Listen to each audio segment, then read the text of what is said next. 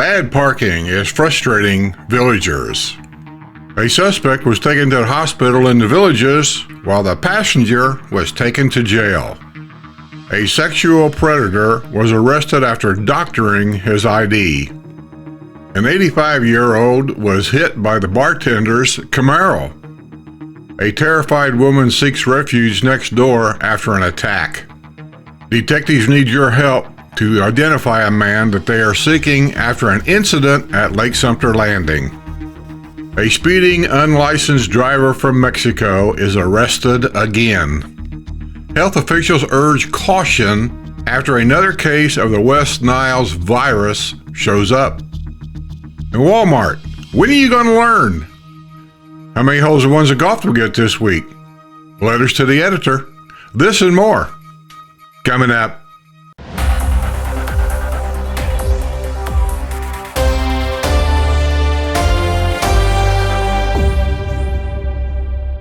People are voicing their frustrations that bad parking goes unpunished here in Florida's friendliest hometown. Many are feeling particularly burnt by those who flout restrictions on handicap parking, including the parking zones dedicated and marked for additional room that may be needed for unloading wheelchairs and scooters. I hear you. This is not just about bad parking. This is about impeding the rights of a disabled, said villager Cindy Torrens. Having driven a disabled van for a friend with ALS, I am in tune to this. Villager Richard Lines is also appalled by the thoughtlessness people parking in handicap-designated spaces. If they don't have a handicap license and no handicap sign hanging on their mirror, they should be ticketed. Why do we have laws and they are not enforced? I've been preaching this for the longest time.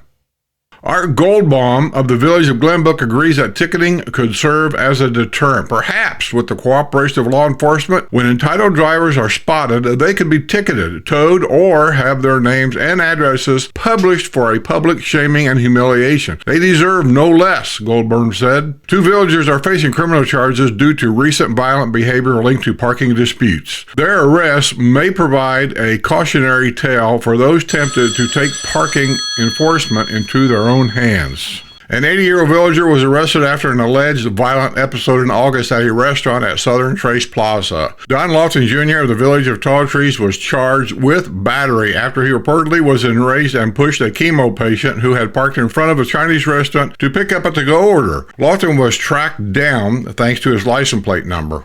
A villager lauded for her efforts to feed the hungry is facing a charge of aggravated assault following a violent dispute over a parking spot at Walmart at Buffalo Ridge Plaza. Barbara McManus, 75, of the village of St. Charles, is facing a charge of aggravated assault with a deadly weapon after she was out maneuvering for a parking spot by a woman who had gone shopping with a young child. When the woman was walking with her child to the store, McManus allegedly accelerated in her Nissan Rogue and created fear that they would be hit. McManus also used foul language during the exchange with the woman, according to the arrest report. Listen, I've said it on here many times. I've gotten a lot of emails arguing with me. And you can argue all you want. Wrong is wrong and right is right. And we're all old enough to know what's wrong and what's right. There's no argument about it. If it's a striped area, I don't care if it's yellow stripes, I don't care if it's red stripes, I don't care if it's blue stripes. Striped area means no parking. No parking. I don't care if it's a golf cart, I don't care if it's a motor scooter, I don't care if it's your bicycle. You're not supposed to be parking in there. Listen, I understand quick in, quick out, there's nobody here, it's late at night, there's nobody around. I get all that. But during the busy hours of the day, you've seen the bad parking. I've been doing it for a long while now, and I'm going to show you some more in probably another week or two, where people are always parking in them striped areas. And if you have a handicapped child or a handicapped parent or a handicapped person you're taking care of that needs that lift in a van to get in and out of a van, and your golf cart's parked in that striped area, they can't get them out of that van or they can't put them in that van. I actually showed a picture of a child in a wheelchair, and there was somebody parked in that striped area next to their van. They must have pulled in after the van unloaded, and he couldn't get in a van because of who was parked next to him. I find that intolerable. I find that pathetic, and I find that people can act stupid if they want to, but we all know you're wrong. No matter what you say, you're wrong. An Iowa snowbird in a golf cart was arrested on a drunk driving charge at Lake Sumter Landing. Michael Anthony Hoosby, 65, of West Des Moines, Iowa, was driving a black 2022 Yamaha golf cart at 10:45 p.m. Thursday when he failed to come to a complete stop at the intersection of Old Mill Run and Old Camp Road, according to the arrest report of Sumter County's Sheriff's Office. Listen, I've talked about that area right there on the corner of the square and where City Fire's at. Cops watch that all the time. Stop at the stop sign, for God's sake. During a traffic stop, Hoosby was identified by his Iowa driver's license. It appeared he had been drinking, and he confirmed that he had consumed 6 beers. He swayed when he exited his golf cart. Hoosby, who purchased a home for $358,000 in May in the Kenya Villas, struggled through field sobriety exercises. He provided breath samples that registered .115 and .109 blood alcohol content. He was arrested on a charge of driving under the influence and booked at the Sumter County Detention Center. He was released after posting a $1,000 bond. A suspect ended up at UF Health Spanish Plains Hospital while his passenger was taken into custody and taken to jail. Stephen Wayne Carr, 59 of Summerfield, was riding as a passenger in a green Hyundai SUV shortly before 10 a.m. Monday as the vehicle was traveling on U.S. Highway 27 and 441 at Eagles Nest Road, according to the arrest report of Fruitland Park Police Department. An officer noticed that Carr was not wearing a seatbelt. During a traffic stop, an officer noted that the driver, Carr, seemed to exhibit signs of nervous behavior. A canine unit arrived on the scene and the dog alerted on the vehicle, indicating the likely presence of drugs. Fentanyl and drug paraphernalia were found in the SUV. The driver indicated he was suffering a medical emergency. Yeah, you are. He was transported by ambulance to a hospital in the Villages. The report indicated the warrant will be prepared for his arrest. Carr was taken into custody on charges of possession of fentanyl and possession of drug paraphernalia. He was booked at the Lake County Jail, apparently with no bond. Good. A server at a restaurant in the Villages was arrested after a traffic stop. Javier Mendez Hernandez, 35 of Bellevue, was driving a gray 2014 Honda passenger car at 3:35 p.m. Thursday when he failed to come to a complete stop at a stop sign at County Road 101 and County Road 104, according to the arrest report from the Sumter County Sheriff's Office. During a traffic stop, Hernandez, who works as a server at the Tequila Cantina Mexican restaurant at Southern Trace Plaza, never been there, may have to check it out, presented a deputy with a Mexican identification card and admitted he does not have a driver's license. The deputy confirmed that Hernandez does not have a driver's license in the United States or Mexico. He was arrested on a charge of driving without a license. He was booked at the Sumter County Detention Center on a $500 bond. You know, I read about these all the time. They're low bonds. I almost find it discriminatory. There's the guy that got picked up for a DUI in his golf cart. Understandably, it's wrong. I'm not saying it's not. But here's a guy that's got no driver's license. He's probably got no car insurance. They never report that. They also never report whether the car was towed after this, because you can't drive without a driver's license, right? I got a feeling that that doesn't happen here either. And he only gets a $500 bond.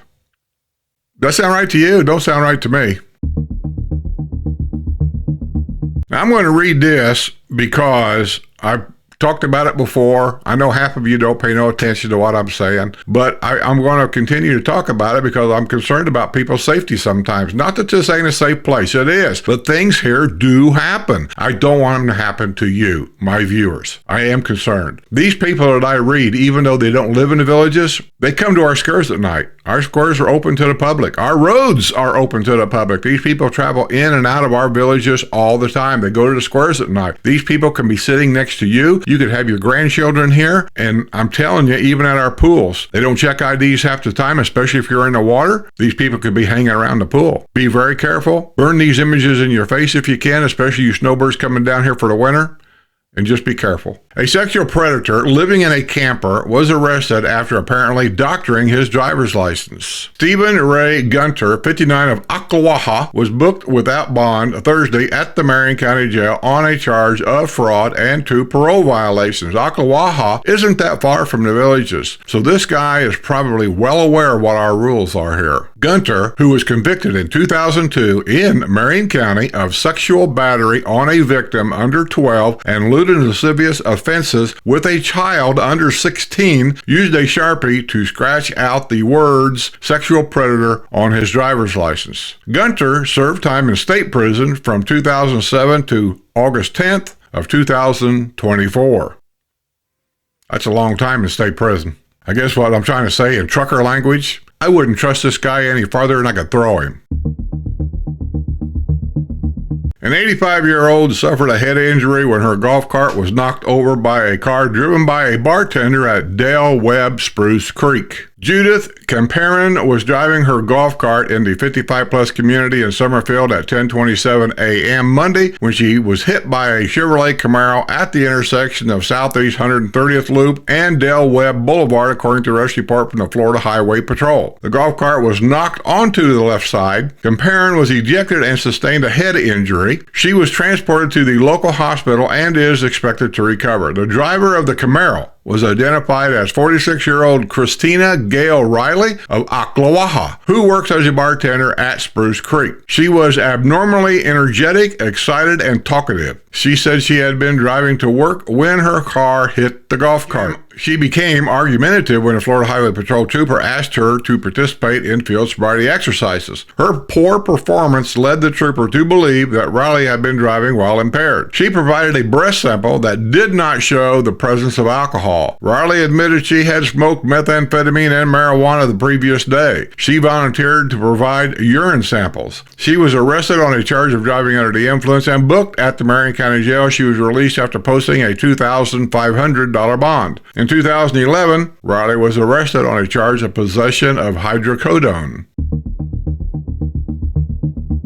2 shoplifting suspects were nabbed with more than stolen merchandise after fleeing a Walmart store in the Villages. Tamala Davis, 35 of Wildwood, and Brett Allen Vogel, 35 of Bushnell, at about 4 p.m. Thursday, entered the store at Buffalo Ridge Plaza, grabbed a shopping cart, and headed for the Halloween decoration aisle, according to a rescue report of Sumter County's Sheriff's Office. They visited other sections of the store and left through the grocery section with $660 worth of merchandise for which they had not paid. They loaded the merchandise into a red Mercury Mariner. A deputy soon arrived at the scene. In addition to the merchandise, the searcher's vehicle turned up a .32 caliber Smith & Wesson revolver and 25 rounds of ammunition. In addition, drug paraphernalia with the residue of methamphetamine was found in the vehicle. Vogel is a convicted felon, currently on probation, and has been classified as a habitual traffic offender. Last year, he was arrested after he was caught riding a motorcycle in Wildwood. He was arrested on charges of theft, possession of a firearm by a convicted felon, and possession of drug paraphernalia. He was booked without bond at the Sumter County Detention Center.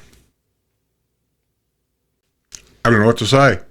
Drugs, thieves, guns. Seems like they all go together.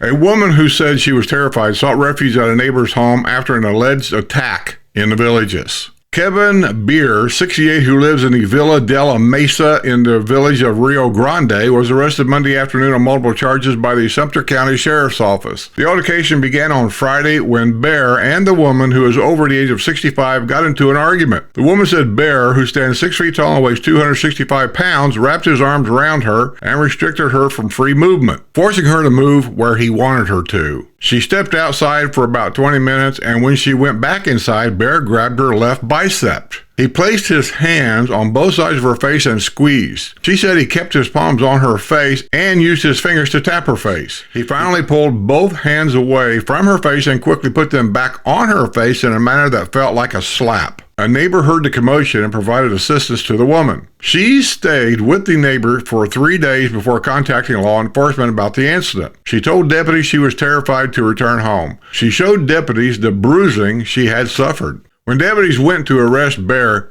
the New York native refused to put his hands behind his back. He eventually complied after he was threatened with a taser. Bear admitted there had been an argument, but said there had been no altercation. He said he put his hands on the woman's face so she would look at him while he was speaking to her. He is facing charges of battery on a person over the age of 65, false imprisonment, and resisting arrest. You know, if I was a police officer, they'd probably fire me. I feel like a taser is the all-around weapon. I'm telling you one time to do something, I'll taser you. And if you don't comply, I'll taser you again. That'd be me. I'm not fighting you. I'm just going to taser you. Okay, here's a report that local detectives are seeking anybody's help. A detective is seeking a man connected to an incident in the Villages. In the evening hours of October 18th, an incident occurred at Lake Sumter Landing. A Detective Omni of the Sumter County Sheriff's Office is attempting to locate a man regarding the incident. It is believed the subject may have information to assist with the investigation. If anyone has information to assist with identifying the subject, call Detective Omni at 352-793-2621. The picture here is really poor. I'm going to edit it the best that I can and try to clear it up as much as I can. And hopefully it'll be good enough for somebody to recognize this person. He's got information that the detective needs. Either let the guy know that you know who he is and he can call, or maybe you can assist the deputy. I'm sure they would appreciate it. A speeding, unlicensed driver from Mexico was arrested for the second time this year by the same police officer. Edwin Antonio Nieves Miranda, 24, of Summerfield, was at the wheel of a car shortly before 6 p.m. Saturday on U.S. Highway 27 and 441 when he was caught on radar traveling at 76 miles per hour in a 50 mile per hour zone, according to the arrest report from the Fruitland Park Police Department. During a traffic stop, Nieves Miranda handed the officer a Mexican identification card that admitted he does not have a driver's license. The police officer recognized Nieves Miranda and remembered that he had stopped him for speeding on April 10 and issued him a criminal citation for driving without a license. Nieves Miranda was arrested on a charge of driving without a license. He was booked at the Lake County Jail and released after posting a $500 bond. Did he have insurance on the car? I wish these questions would get answered. Oh, Walmart, when are you going to learn? When are you going to learn? A trio was nabbed with nearly $2,000 worth of merchandise stolen from a Walmart in the Villages. Melvin Mendoza, 18, of Mount Dora, entered the store at Buffalo Ridge Plaza at about 6:30 p.m. Saturday and loaded a cart with $1,847 worth of merchandise, including 3 vacuum cleaners, a pressure washer, and a KitchenAid ice cream maker, according to a arrest report from the Sumter County Sheriff's Office. The teen pushed the cart out of the store where 53-year-old George Francis Herardi of Lady Lake was waiting in a white Lincoln 4-door automobile. Herardi and 46-year-old Alicia Lynn Murphy of Leesburg helped Mendoza load the stolen merchandise into the car. They fled the scene but were apprehended by a deputy on U.S. Highway 301 at County Road 102 in Oxford. The stolen merchandise was visible in the vehicle with the exception of a Shark vacuum cleaner, which was found in the trunk. A pink bag was concealed in the vacuum cleaner's box, and the bag contained syringes and a substance that tested positive to fentanyl. Murphy, a native of Dover, New Hampshire, was determined to be the owner of the pink bag. She is facing charges of grand theft, possession of a controlled substance, and possession of drug paraphernalia. In 2018, she was arrested during a traffic stop in Wildwood. Mendoza is facing a charge of retail theft. He had been free on bond after 2 retail thefts at a Walmart in Lake County. Herardi is also facing a charge of grand theft. At the time he was being processed at the jail by detention staff, a body scan revealed he had something abnormal inside of him. The Patterson, New Jersey native was placed in a holding cell. Detention staff later found Girardi was trying to stuff items down the drain in his cell. It turned out to be a Ziploc bag which contained fentanyl and methamphetamine. In 2018, Girardi had been arrested with drugs while driving a Lincoln automobile. At the time of that arrest, he was living at Lakeside Landings in Oxford. And Walmart, I don't know. Well, it's that time of year again for a mosquito alert. Local health officials have urged caution after another local case of West Nile virus was confirmed. The Florida Department of Health in Marion County on Thursday revealed the latest human case of locally acquired West Nile virus, which brings the total to 4 cases since July 2024. DOH Marion and the Marion County Board of County Commissioners are coordinating surveillance and prevention efforts by adult-side truck treatment using ultra-low volume ULV sprays in identified areas. Sumter County has not had any cases of West Nile virus so far this year, but the county has recently had 19 sentinel chickens come up positive for antibodies against West Nile virus. Sumter County is under a mosquito-borne illness advisory. In 2019, a villager died of West Nile virus after he was bit by a mosquito. This past weekend, Sumter County conducted aerial spraying to combat mosquitoes. Due to wet summer and rains from hurricanes Helene and Milton, rivers, lakes, ponds are flooded with much standing water throughout Sumter County, as well as neighboring counties, creating ideal conditions for breeding mosquitoes. This has necessitated aerial spraying. Sumter County officials said in a news release to avoid being bitten by mosquitoes, take these basic precautions. Well, I do know that after a rain around here, it's standing water where mosquitoes actually breed and hatch. Swimming pools that have not been treated, go out there and treat them, because that's where the mosquitoes will be. Be safe. A woman convicted of a sex offense in Massachusetts has settled into an apartment in Wildwood in her 3rd move since coming to the area. Karen Ann Hassey, 50, has registered a permanent address at 7080 Homestead Loop in apartment 304 in the Wildwood Preserve Apartments, according to the Florida Department of Law Enforcement. In September, she moved into a home at 2142 Yearly Way in the village of Pinellas. However, a short time later, she moved out and checked into the Home 2 Suites Hotel at Trailwinds Village. Hassey was convicted of trafficking a person for sexual servitude in 2016. In other words, she's a human trafficker. She's a pimp. And she actually rented a home in Pinellas, which is in the villages. Now she's over at Trailwinds. She doesn't want to be too far from the villages. You have to ask yourself why. She'll be at the squares. Keep an eye out for her.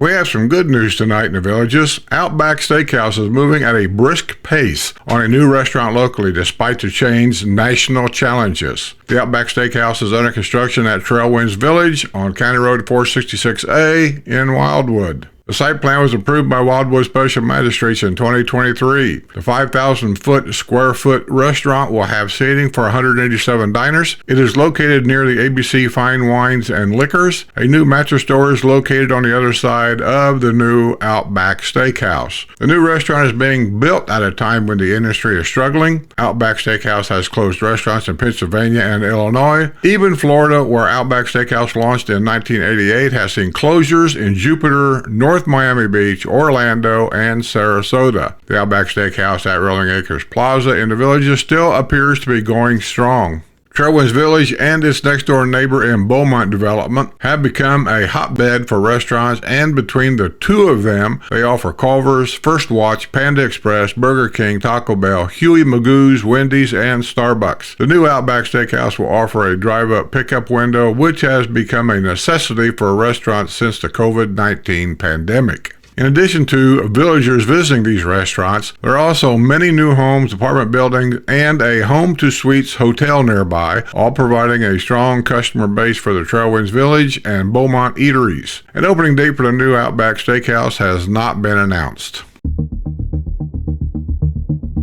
The Evening Rotary Club of the Villages recently were made aware of the need for purses and women's shoes to help clients of Dress for Success. The Winter Park Boutique for Dress for Success has gently used apparel for free that helps women dress for an interview or when starting a job. Evening Rotarians learned about the organization through member Pat Rome. The organization has specific needs for shoes and purses. Rotarians were asked to review their closets to see if they had items that they no longer were wearing. They collected over 40 pairs of shoes and over 20 purses. Rome and fellow Rotarian Betsy Kimisick made the delivery. Dress for for Success of Greater Orlando is an entirely volunteer run, a 501 Chapter C, 3 organizations while running a staffing agency. Susan Jacobs saw the need with many of the applicants. Kimberly Laversek oversees the Winter Park Boutique and shared, "These will be so appreciated by our women. We see a higher need at this moment because of the hurricane damage." For more information about Dress for Success, go to greaterorlando.dressforsuccess.org/client services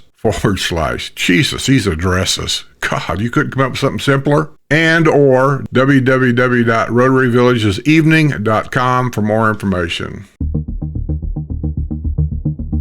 And here's a salute to our village's veterans, which I always like to do whenever I get the chance. The Village's New Horizons Band, directed by John Savage, will present A Salute to Veterans. The concert will feature guest conductor Colonel, retired, Tom Rotondi, formerly the director of the U.S. Army Washington Band, and guest soloist, Master Sergeant, retired Lee Ann Hinton, formerly the vocal soloist with the U.S. Army Washington Band. Rotondi Jr. retired from the U.S. Army in 2011 following a distinguished 34-year military career, culminating as the 8th leader of the commander of the U.S. Army Band, Pershing's Own, in Washington, D.C. Selections include many patriotic songs and a special arrangement on Queen's Bohemian Rhapsody. Tickets are $20 per person and available through the Village's Entertainment box office or on the band's website at bandsofthevillages.com. Okay, how many holes in ones of golf did we get this week? Looks like we got some. Villager Denise Parker was thrilled after getting her 3rd hole-in-one. She scored the lucky ace at hole number 4 at the Longleaf Executive Golf Course. Congratulations on your hole-in-one, Denise. A villager was thrilled when he got his 1st hole-in-one. Bill Hillman scored a lucky ace on Tuesday morning while golfing at the Walnut Grove Executive Golf Course. Congratulations on your 1st hole-in-one, Bill. It's always a thrill. How about a couple letters to the editor? To the editor, this is for any coin collectors or persons buying coins for children or grandchildren. The 2024 Silver Eagles shown online for a reduced price or buy a few and get free ones. These coins are counterfeit. The best way to tell a real silver coin from the counterfeit is take a magnet, and a real silver coin will not attach, where a counterfeit will. That's sent in by John Murphy, the Village of Tierra del Sol. You know, that takes me back when I was a child. My grandfather gave us all a silver dollar. He'd go to the bank. He had a lot of grandkids, and he'd come home with, I don't even know however many grandkids he had, and he gave us all a silver dollar at Christmas. To this day, and I'm 70-something now, I still have all my silver dollars that he gave me. To the editor, facts. April 2024, it was announced Costco was coming to the Villages next to Hobby Lobby. It was also mentioned construction would begin October 7th, 2024, with an opening in 2025. October 7th has come and gone. Has Costco delayed or canceled this location? Are permits still being pursued? Anybody in the county commissioner's office have any more facts? Please, no opinions, just the facts. That's sent in by Ed Rockstro from the Village of Winifred. But thanks for your letter. I appreciate it. Okay, I think that's going to be the news for this week. And as always, I dedicate all my news every Friday to my Patreon members and my YouTube members. If you would like to support this channel, the best and easiest way to do it for me is to be a Patreon member. You can get in there for only $2 a month, and it goes up from there. If you want to be a YouTube member, and that's okay, I think the cheapest there, it starts out at $5 a month. So, hey, I'm trying to save you $1. Just go to Patreon for $2 a month, and you'll get everything commercial free there. And once in a while, we have a Patreon lunch. We just had one about a week ago, and we let all the Patreon and YouTube members know where, when, and what time. We don't say anything about it on our YouTube channel. You have to be a member to get the invite. We always have a good time, and people have a good time talking to us and ask us questions. And on our last one, all the WNL crew was there. So if you've ever watched WNL show and had any questions about it, where it went, why don't we quit, or anything like that, the crew was there. Everybody, Linda, Judy, Sue, me, Jose, they were all there, and we'd be glad to answer any questions that you may have. So with that being said, I'm going to get out of here and just say, beware, be safe, stay healthy, and don't leave your key in that golf cart. This week's news is brought to you by my YouTube and Patreon members.